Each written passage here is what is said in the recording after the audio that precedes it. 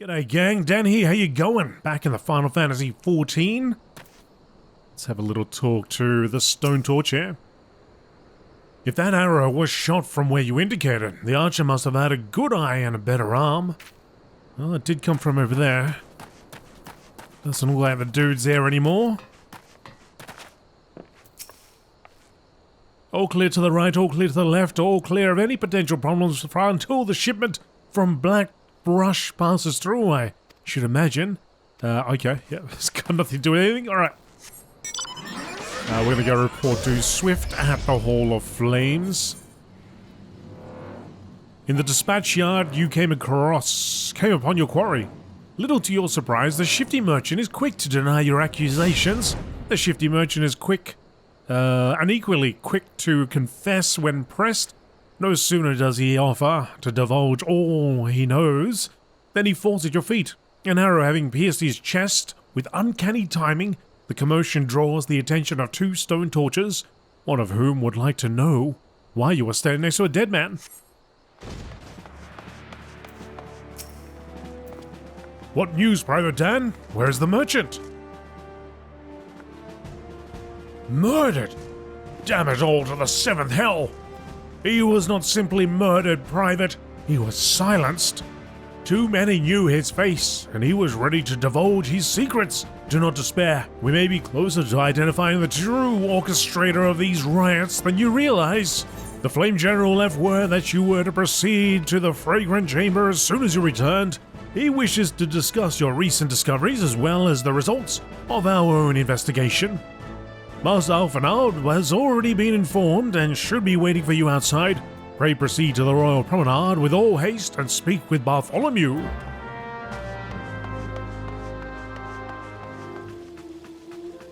The gang's all here. Bartholomew, we have been expecting you, sir. Please proceed inside. Commander Swift has kept us apprised of your recent activities. You've made great strides towards quelling the violence. Despite our best efforts to determine what provoked this uprising, the truth continues to elude us. Have you uncovered aught which might shed some light on the mystery?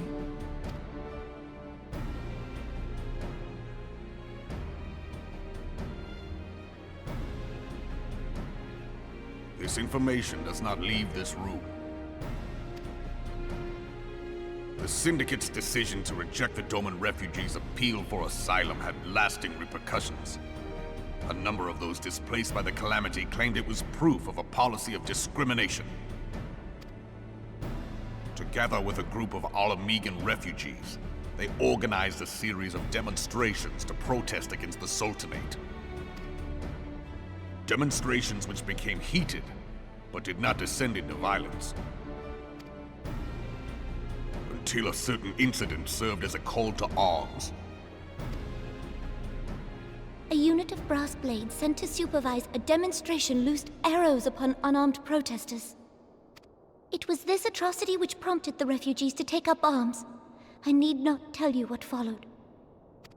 We assumed at first that the attack was born of a miscommunication. When emotions run high, they happen.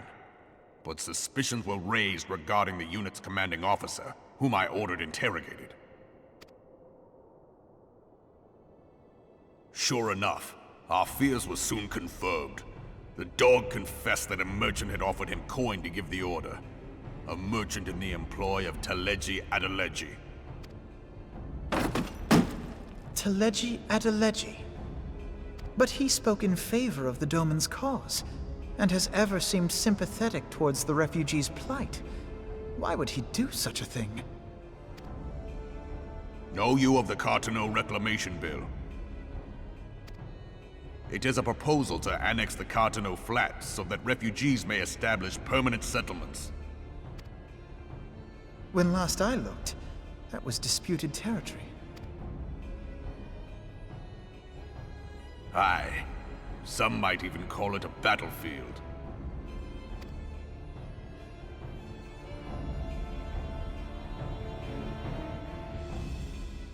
The destruction wrought by Bahamut was greatest at the Cartano Flats. That much is common knowledge. What is less well known is that his rampage laid bare ancient Alagon ruins, of which no record existed. There are certain differences of opinion as to how these ruins should be handled, which is why each nation maintains a military presence in the region to this day. Yet differ though we may, we are still allies. Therefore, in the interest of preserving the Eorzean alliance, we have reached an agreement. Any conflict which may arise during the course of military exercises in the region shall have no bearing on relations between our nations. In full knowledge of this delicate state of affairs, Teleji Adeleji proposed the Cartano Reclamation Bill, a shameless bloody ruse which stands to benefit him in but one conceivable way. If successful, he will gain control over the disputed territory under the guise of assisting in the resettlement effort. And you can be sure he'll build an orphanage next to every Alagon ruin.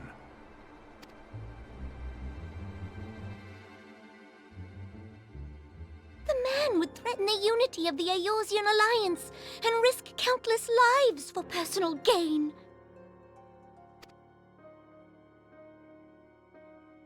He walks a path all his own, independent of any faction and beholden to none of his fellows on the Syndicate.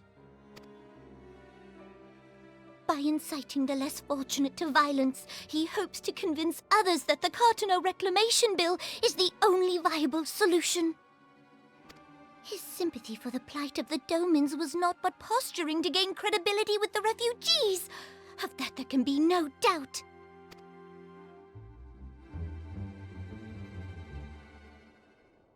Forgive me, but what could possibly motivate Teleji Adeleji to go to such lengths? What is so special about these ruins that he would risk his position on the Syndicate, and, most likely, charges of treason against the Sultanate? Omega. Pardon?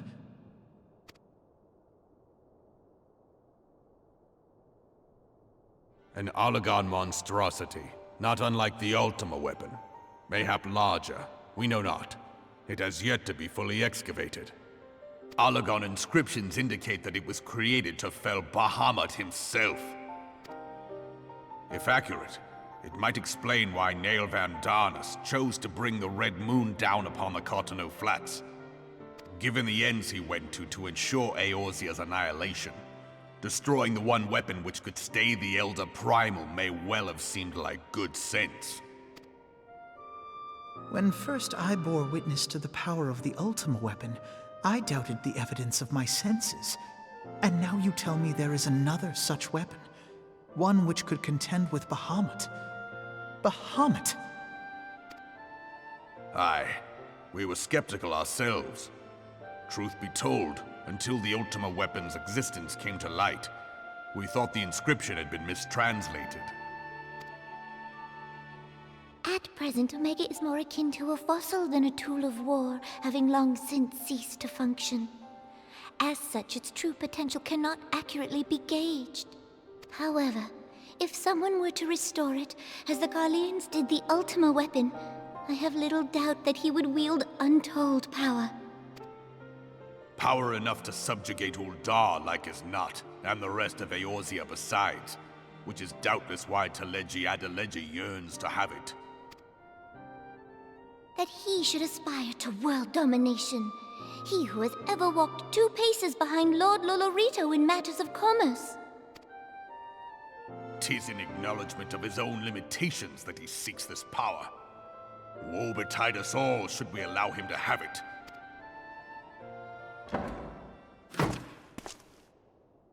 Pray waste no time chasing rats. Only a fool would believe that secrets can be kept in Uldar.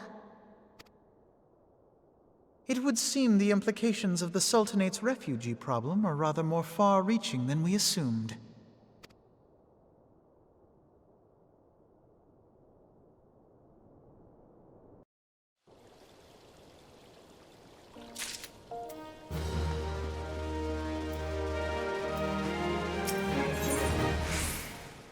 Recent revelations weigh heavily on Alphinaud's mind.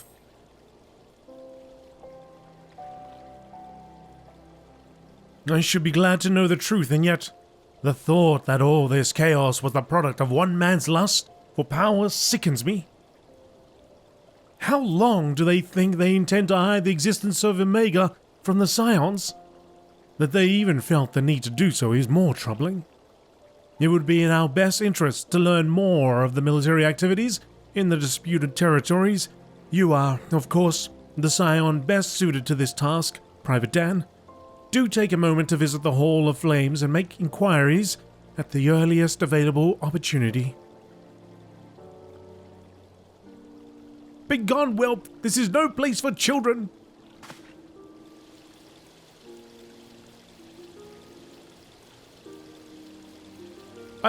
I'm sorry.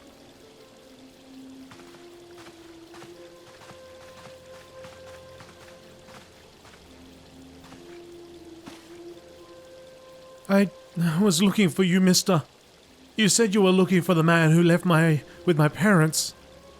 You know this girl?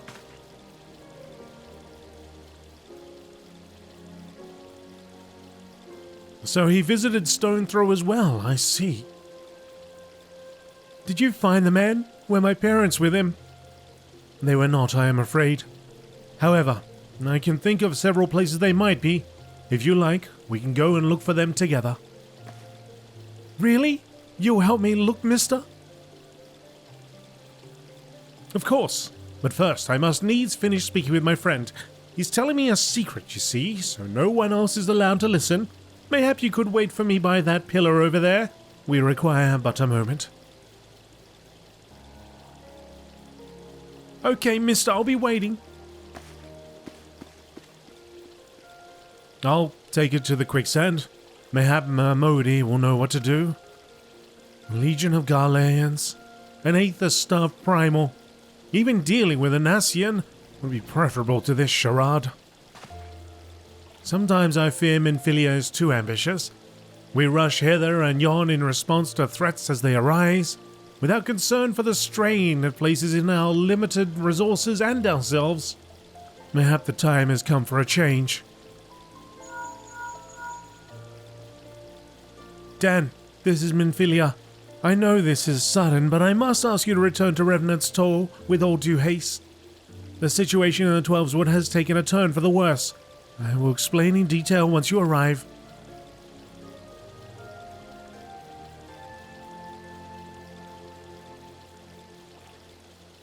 The Twelveswood?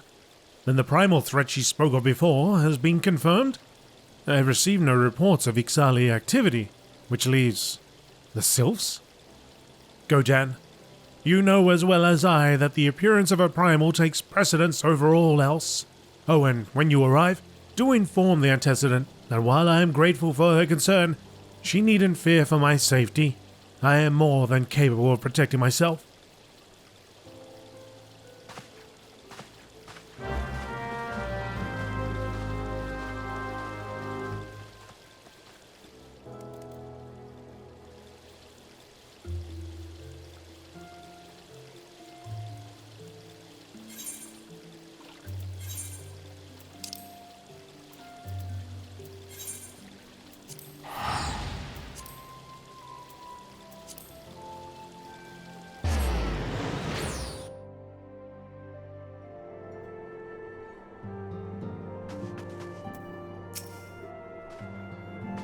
I am come on behalf of the Elder Eorzea to petition the aid of your order. The antecedent has been apprised of the situation. Minfilia? It is relief to see you healthy and hale, Dan. The latest news from Uldar was most disturbing.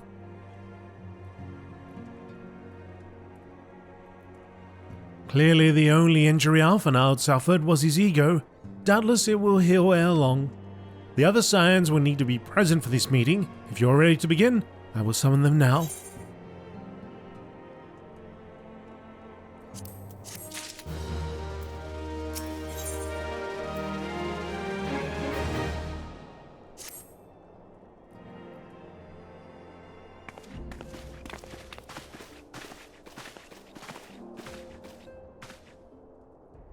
Thank you for responding to my call with such haste. Rest assured I should not have summoned you were it not urgent. To business then. I have received some most disturbing news from the Order of the Twin Adder. They have reason to believe that the Sylphs may have called forth their revered guardian, the primal Rama. I'm sorry, may have, then it is not certain. The Elder Seedseer informs us that the elementals themselves murmur of the Lord Levin's return to the forest. The Sylphs' lands, however, display no signs of undue commotion. Forgive me, antecedent, but that fact need not contradict the elemental's testimony. Unlike his more bellicose compeers, Garuda and so on, Rama is reputed to act only in the defense of his children. I imagine he would soon make his presence known if any were foolish enough to directly endanger the Sylphs or their territory. The abruptness of this development concerns me. Were we not keeping a close watch on the touched ones and their movements? If preparations for summoning ritual were indeed underway, 'twould surely not have escaped your notice. Oh, it didn't. I was pretty sure it was going to happen, just not this soon. I beg your pardon? You foresaw this eventuality and did naught to prevent it? I told Papalimo. I suppose I could have reported things to Minfilia earlier, but there honestly wasn't much we could do except wait and see. You know how the Sylphs feel about people poking around in their territory?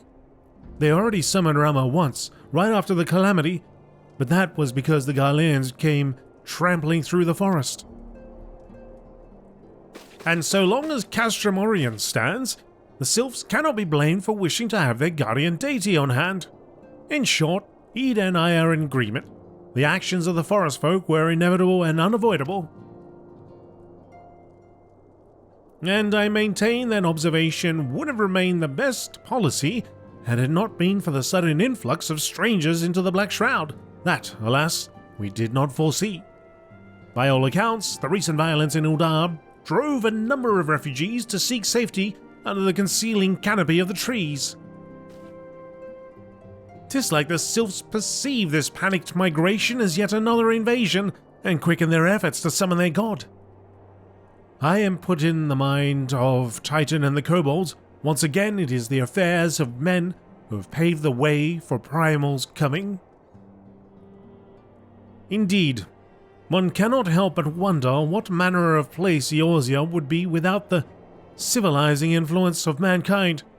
Be that as it may, this regrettable development does afford us a unique opportunity. Dan, though your dealings with the Sylphs are little solace, you once succeeded in preventing an untimely conflict with Gridania. I wonder, might one who has treated with the Sylphs so fruitfully in the past not achieve similar success with their patron deity?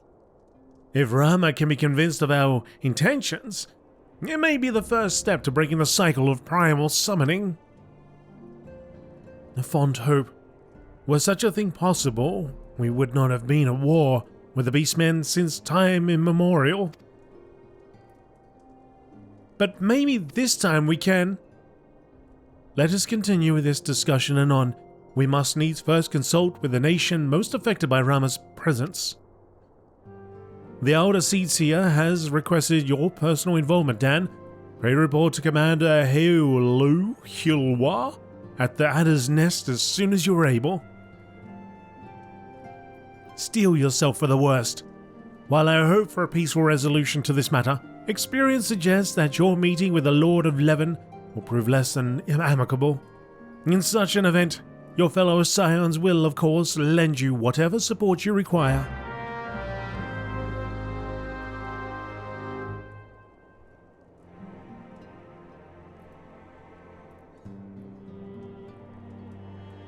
Speak with Volsail at Adder's Nest, right? Good old New Gridania. Man, there's a lot of talking again. I was kind of hoping that as the patches were coming out, it would sort of decrease. It seems to be about the same. Well, I got no problem with it. In fact, I kind of like it. It's interesting that sometimes it's voiced, sometimes it's not voiced. So half the time I'm sitting there going, oh good, I can just sit back. then it'll just not be voiced. Alright, Eorzea. Dan of the Scions, your arrival has been most anticipated. The appearance of a primal is ever cause for alarm and unease. Though my men stand ready for any eventuality, I know of none more qualified than you to snuff out this threat. Indeed, I would have you do so without delay. The elder seats here, however, would speak with you first. She is of the opinion that your diplomatic rather than martial skills may better serve our cause. I will leave further explanation to our learned leader. Pray make your way to Nofika's lair, altar. The conjurer in attendance will admit you to the lotus stand. Right. Also, I don't know, maybe as the years are going by, my eyesight's not as good as it once was, and I'm seeing words that aren't there, or I'm missing words completely. I might have to get some glasses.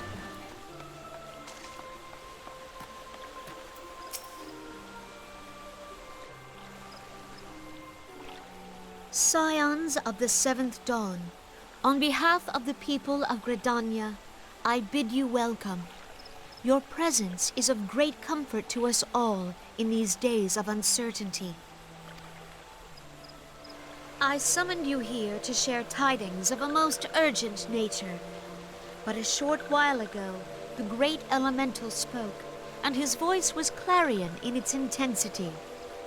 Ramuh is returned unto the forest.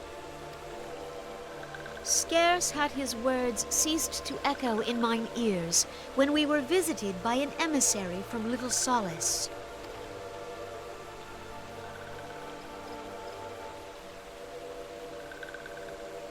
Our guest informs us that the sylphs too have sensed the presence of the Lord of Levin.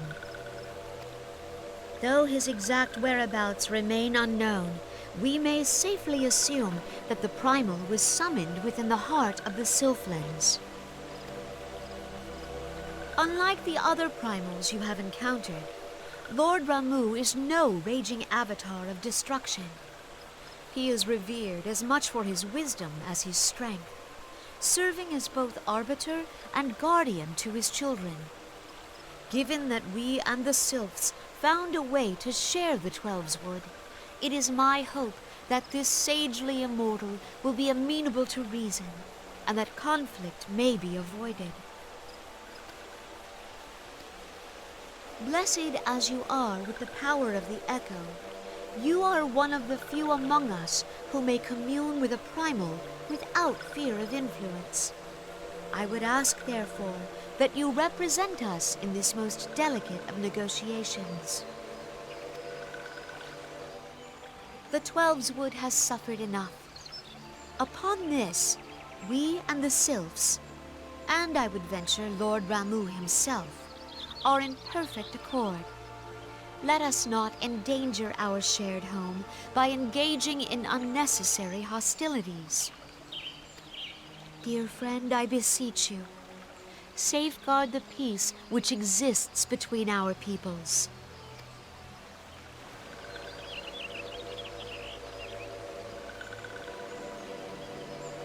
You have my thanks.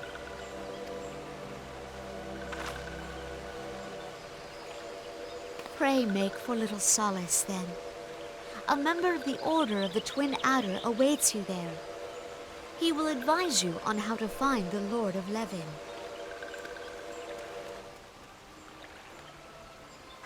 An ill wind blows through the forest.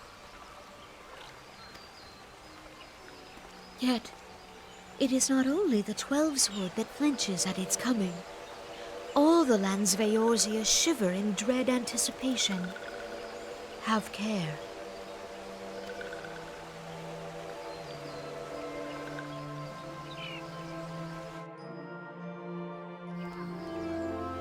Right, Lord of Levin. Where is Lord of Levin? He is over there on the East Shroud, right by Hawthorne Hut. Hawthorne Hut. Serpent Lieutenant. Dan of the Scions, I was told to expect you. I understand you go to treat with the primal Ramu himself. An unenviable task, but for one which I have no doubt you are well suited. I have been told that your fellow scions are conducting an investigation in the area as we speak, that we might ascertain the location where the Lord of Levin might be found. I would ask that you abide here until they return with their findings.